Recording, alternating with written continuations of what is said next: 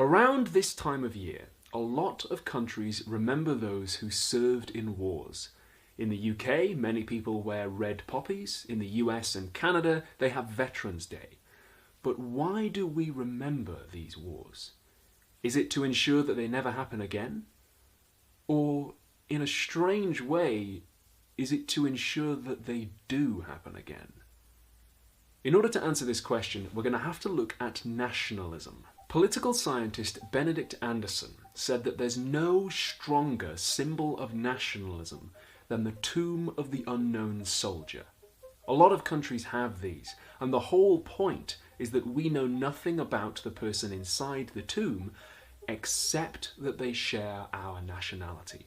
Many of them are in fact empty. The tombs are full, Anderson says, of national imaginings, and from this he draws a link between nationalism and war, killing, death.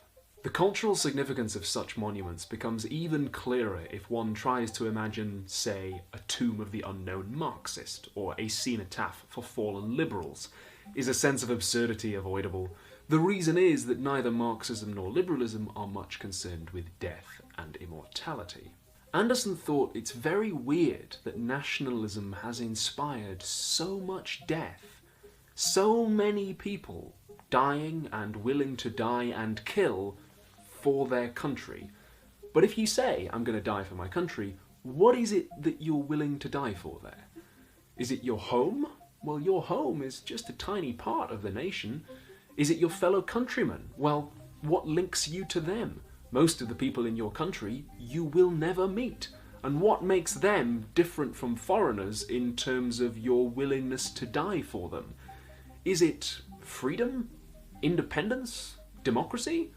Well, lots of countries have those, so why are you willing to die for this particular country's freedom, independence, democracy? What is it that links you to your nation and its people? Well, Norwegian sociologist Johan Galtung says that nationalism is constructed out of a shared belief in trauma and glory. Here again, we see the link between nationalism and death. When a nation believes that they share glory points, that's them believing that past uses of violence were legitimate and good. When a nation believes they share trauma points, that's them believing that future violence against those who inflicted the trauma would be legitimate. So maybe what links you to your nation is a shared sense of military history. After a war, Galtung says that nations can have a lingering DMA complex, a system of beliefs and values about the war that make future wars more likely. The D stands for dichotomy.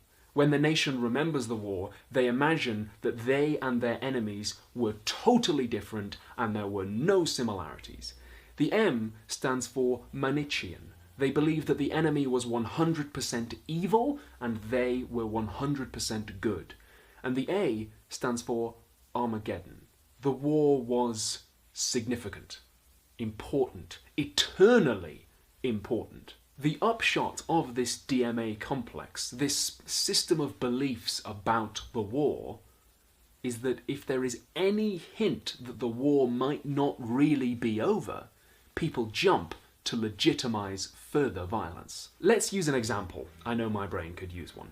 As we know, the UK fought against the Nazis in World War II.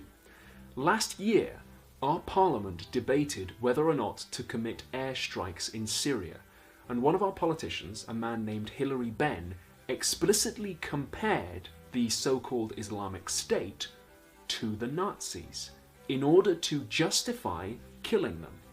He was criticised at the time, even by people who agreed with his conclusions, for oversimplifying both World War II and the present war, for using the British DMA complex, a particular interpretation of our military history, to justify a militarized future. That way of remembering World War II didn't make future wars less likely. It actually caused one. You might think that Remembrance Services and Veterans Day aren't about justifying past or future violence, they're just about remembering it. But last year, another of our politicians, Jeremy Corbyn, was heavily criticised for wearing one of these, a white poppy. The white poppy serves the same function of remembrance, but it also says that the wearer believes that war is not a good method of solving conflict. And the question I invite you to ask yourself is, why would wearing a white poppy be a controversial statement if the red one isn't about justifying violence? It has been argued by a lot of people that the way we currently remember wars and honour veterans reinforces the DMA complex, which makes future wars more likely. I want to draw on a point by the historian Edward Said here and say that criticising cultural symbols is not to devalue them. To talk about Britain's firebombing of Dresden or Churchill's contribution to the Bengal famine is not to say that they are 100% evil and should never be talked about. It's never that simple.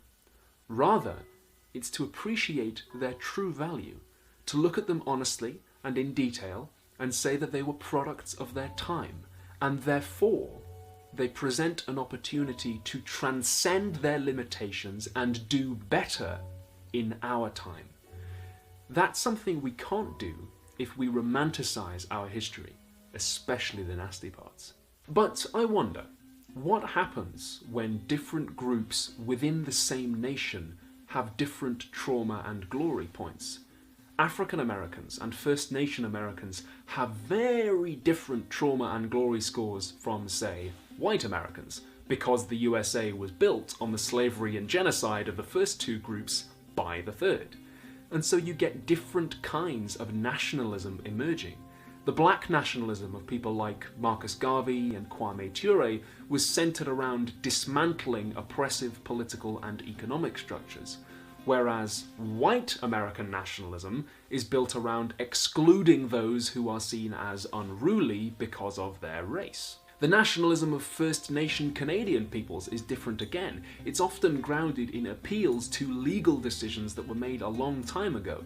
The Mohawk people of Akwesasne, for instance, defend to this day their right to travel across their territory, which the US-Canadian border cuts right through the middle of, based on the Wampum Treaty of 1664.